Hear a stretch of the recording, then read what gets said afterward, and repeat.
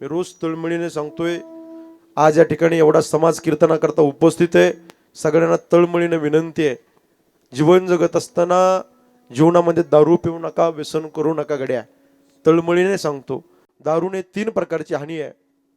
एक आर्थिक हानी, दुसरी सामाजिक हानी आणि तिसरी कौटुंबिक हानी.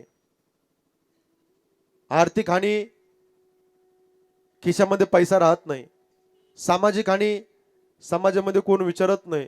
आणि कौटुंबिक हानी, घरामध्ये कवडीची किंमत कोण देत नाही. दारूने शरीराचं मातेरे होतं बरं का. हे बघा, आपण आदर्श गावाची मंडळी आहात, कीर्तन अनेक ऐकले आजपर्यंत बरं का. आज या कुटुंबाच्या वतीने एवढ्या लांबून आलो मी, आवर्तन भरपूर झाले, परिवर्तन झालं पाहिजे. लय मोठ्यांची कीर्तन ऐकले. मी तळमळीने सांगणारा महाराज आहे. मी धर्माचं काम करतोय महाराष्ट्रामध्ये, तुम्ही मला बोलावून तारका द्यावं, मला काही घेणं देणं नाही माऊली. मी तळमळीने सांगणारा महाराज आहे.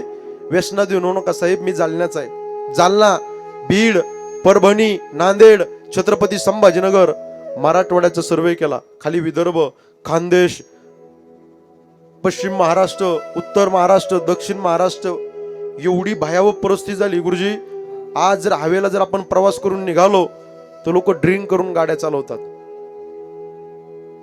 बरेच लोक ऍक्सिडेंट मध्ये निघून गेलेत, ड्रिंक करून गाड्या चालवतात. तुम्ही चांगली चालवतात, पण समोरचा ड्रिंक करून गाडी चालवतो, तुमच्या अंगावर येतो.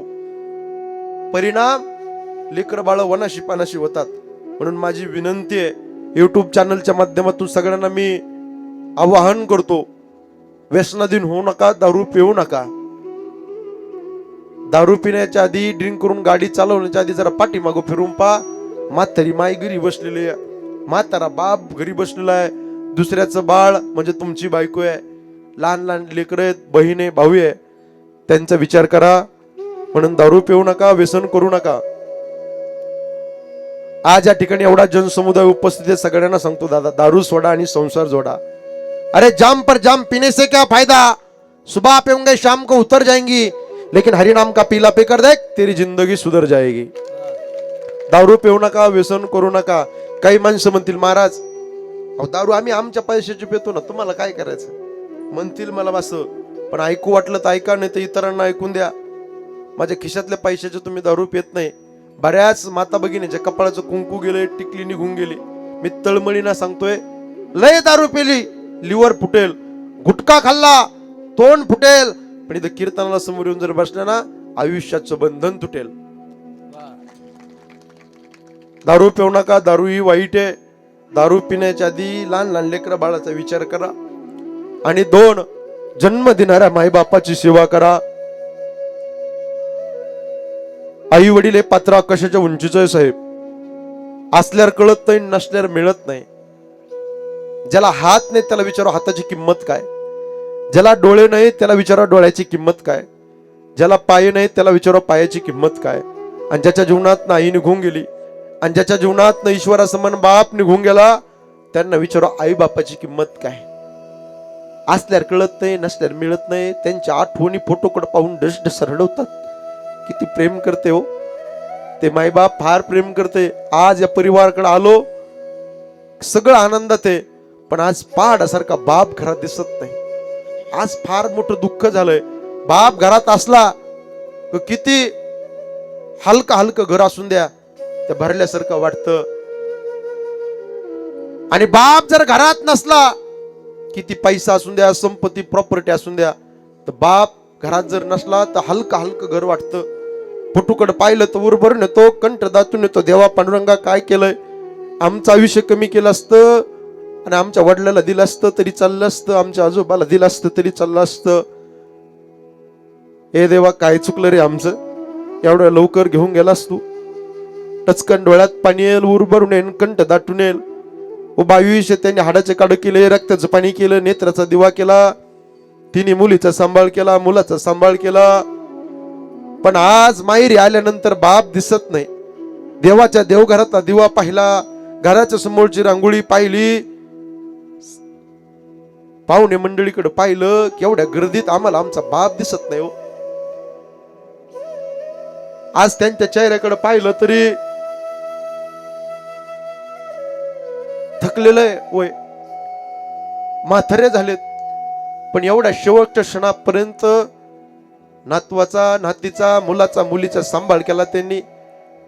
ही म्हातारी माणसं आहेत ना, असल्यावर कळत नाही. एकदा गेले ना, त्यांच्या आठवणी रडवत असतात. घराचा खांब असतात गड्या, घराचा आधार असतात, कळत नसतात. बापाचं पात्र असं असतं, कधी कधी त्याला बाप व्हावं लागतं, कधी चुलता व्हावं लागतं, कधी काका व्हावं लागतं, कधी मामा व्हावं लागतं. थकलाय, म्हातारा झाला, नातवाला नातींसोबत खेळणारा आजोबा व्हावं लागतं. वेगवेगळे पात्र त्याला संसाराच्या रणगाड्यात रंगावं लागतात गड्या. फार प्रेम करत असतो. बाप म्हणजे घराचा पाया असतो. सांभाळा माझ्या राजांनो, एकदा का पाया खचला ना, घर पाडायला वेळ लागत नाही बरं. अर्ध्यावर डाव सोडून ते निघून जातात तुमचा आणि माझा. म्हणून सांभाळा. बाप म्हणजे जगण्याचं माप, बाप म्हणजे पाठीवरची थाप. जो किती रागवला तरी त्याची माया अमाप, तो म्हणजे बाप. बाप म्हणजे यशाकडे नेणारी शिडी, संकटातून पार करणारी होडी. जो तिखट बोलला तर आयुष्यभर त्याचीच गोडी, तो म्हणजे बाप. बाप म्हणजे शिस्तबद्ध धाक, जगणं आपोआप, आयुष्याच्या समुद्रभागी दीपस्तंभाची झाक, तो म्हणजे तुमचा मजला बसलेला बाप. बापाची सेवा करा. इथं बसलेला बाप आहे, कीर्तन ऐकतोय.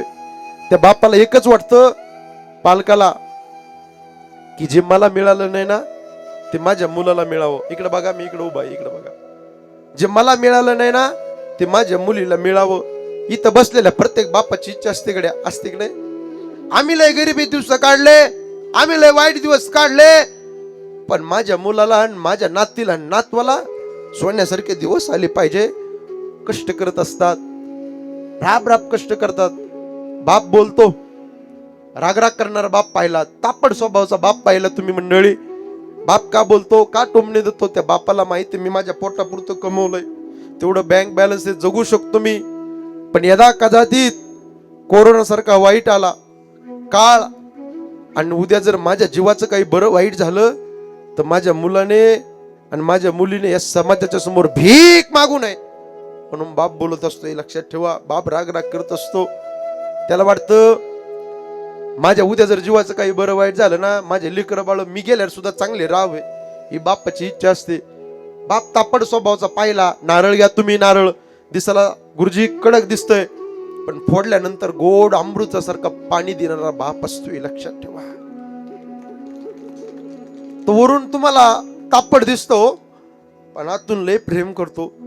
सगळ्यात जास्त जीव बापाचा मुलामध्ये असतो, आणि विशेष जीव बापाचा मुलीमध्ये असतो. ताईंनो, जास्त जीव मुलामध्ये का असतो?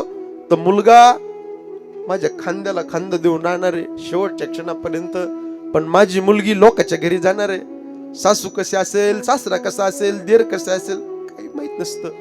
फार प्रेम करतो. मुलीचा जन्म झाला, लक्ष्मी जन्माला आली. मुलगी म्हणली, बाबा माझ्या मैत्रिणीला भारीतला ड्रेस आहे. धावत धावत बाप जातो, मुलीला भारीतला ड्रेस घेऊन येतो.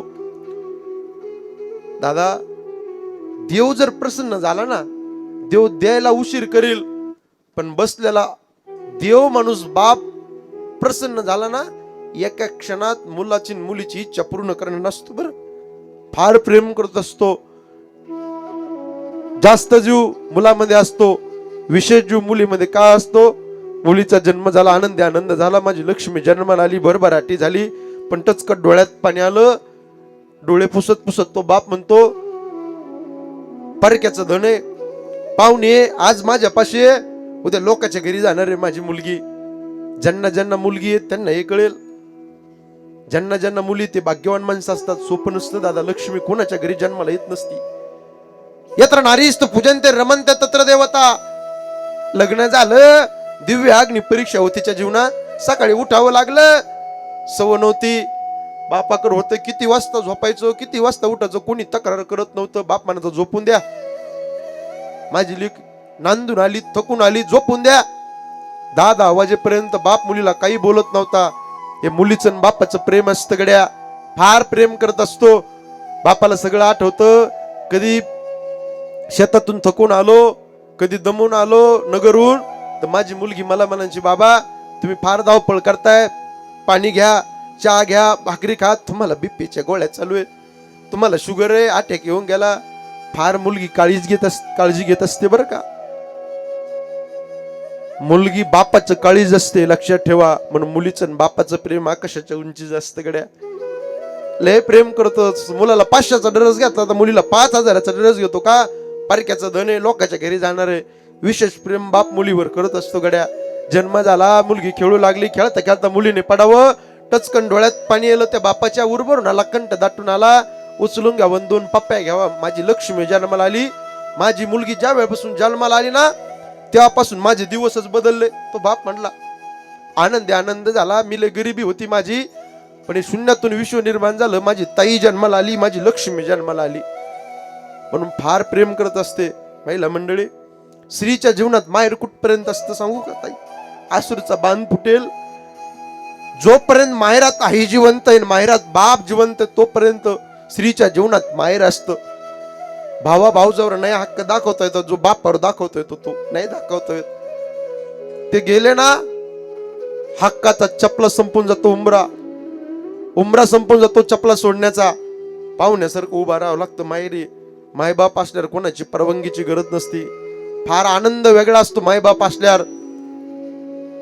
भाऊ भाऊजाई प्रेम करतात, पण आई वडील ते आई वडील असतात प्रत्येकाच्या गड्या. सामान्य मायबाप नसतात. एखादी माय माऊली दिवाळीच्या सणाच्या दिवशी गेली आणि दिवाळीचा सण झाला आणि मुलगी ज्या वेळेस चालली ना, ती थकली, म्हातारी झाली, पांढरे केस झाले आईचे. तुमची आई ताई हातामध्ये काठी, गालाच्या खाचड्या झाल्या आणि बंगल्याच्या समोर मुलगी बसते. तुमचा बाप म्हातारा झालाय, थकलाय, फेटा बांधलेला आहे आणि दाराच्या समोर काठी ठेकून बसलाय. साहेब, बंगला असला ना कोटी रुपयाचा, त्या बंगल्याची खरी शोभा, बंगल्याच्या समोर एका बाजूला म्हातारी माय असेल आणि एका बाजूला म्हातारा बाप असेल, खरी शोभा बंगल्याची असते राव. लई मोठी शोभा असते बंगल्याची. बंगल्याच्या समोर बसले की असं रुबाबात वाजतो. किती हलका हलका घर असून द्या, भरल्यासारखं वाटतं. आणि ज्या दिवस मुलगी चालली ना, आई म्हणते, ए बाई थांब थांब थांब थांब. जावायला म्हणते, गाडी थांबा. लोणचाचा डबा गाडीत ठेवते, कांदे बटाटे मुलीच्या पिशवीत टाकते, डाळ देते, पापड्या देते, कुरड्या देते. फार काळजी करत असते महिला मंडळी. माहेरातली माय मरू द्या, तुमच्या पिशवीत बदल झाल्याशिवाय राहणार नाही. 60-65 वर्षाची माय आहे, थकली. 30-35 वर्षाची मुलगी ज्या वेळेस भेटायला जाते ना माहेरी, ती माय त्या मुलीची पिशवी कधी रिकामी देत नाही. आणि बाप असेल तर हक्काचा मुरळे असतो. दिवाळीच्या सणाच्या दिवशी आणणार हे लक्षात ठेवा. म्हणून आई बापाची सेवा करा, गळ्यामध्ये पवित्र तुळशीची माळा घाला, गो मातेची सेवा करा. आणि जाता जाता पंढरपूरच्या पांडुरंगाकडे हात जोडून विनंती करतो, देवा पांडुरंगा, या परिवाराला एवढं मोठं दुःख झालंय, या दुःखातून पेलण्याकरता तू या परिवाराला उदंड शक्ती दे, हीच प्रार्थना भगवंताकडे करतो. आणि माझ्या वाणीला पूर्ण विराम. तुकाराम तुकाराम तुकाराम तुकाराम. टाळी वाजवा, टाळी वाजवा. तुकाराम तुकाराम तुकाराम तुकाराम तुकाराम तुकाराम. हो, झालेली कीर्तन रूपी सेवा भगवंताच्या चरणी समर्पित करतो. वेळ झालेला आहे आपला. सगळे मंडळी उपस्थित, पै पाहुणे मंडळी, गावचे मंडळी, राजकीय धार्मिक क्षेत्रातील सगळे मंडळी बहुसंख्येने उपस्थित आहे. माता भगिनी सगळ्यांना कोटी कोटी धन्यवाद देतो. युट्यूबला माझे अनेक व्हिडिओ, तुम्ही बाळासाहेब महाराज शिंदे जालना असं नाव टाका. अनेक पॉप्युलर कंटेंटचे माझे मिलियन मधले व्हिडिओ सगळ्यांनी पहा, लाईक करा, शेअर करा, सबस्क्राईब करा. सगळ्यांना विनंती आहे. आणि झालेली कीर्तन रूपी सेवा बाबाच्या चरणी समर्पित, गुरुवारांच्या चरणी, आईवडिलांच्या चरणी समर्पित. आणि वाणीला पूर्ण विराम.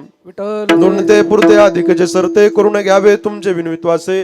पायाच्या प्रसादे काही बोललो विनोदे, मज क्षमा करण नोहे संत्यंगत भौतुक्ती नोहे. हा उपदेश तुमचे बडबडले शेष, तुमच्या कृपेचे पोषणे. जन्मोजन्मी तुका म्हणे विठ्ठल जय जय विठ्ठल जय जय विठ्ठल. बोलिले कुरे वेडी वाकुरी उत्तरी, नाही विचारिला अधिकार मी आपुला. क्षमा अपराध महाराज तुम्ही. तुका म्हणे ज्ञानेश्वरा, राखा पाया बैठेंगरा. ज्ञानदेव तुकाराम तुकाराम तुकाराम तुकाराम.